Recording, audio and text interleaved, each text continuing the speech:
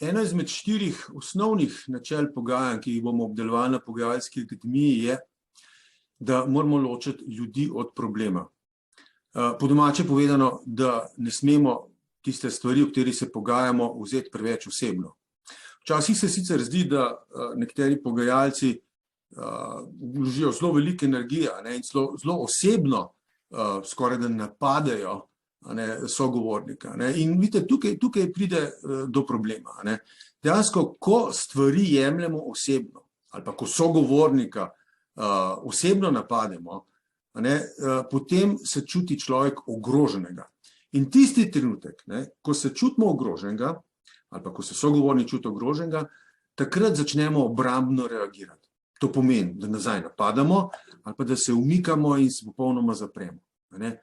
In to je dejansko zelo, zelo slabo za pogajanja, ker potem lahko zelo, zelo hitro pride do konflikta in ko se konflikt stopnjuje, potem je rešitev vedno bolj in bolj daleč.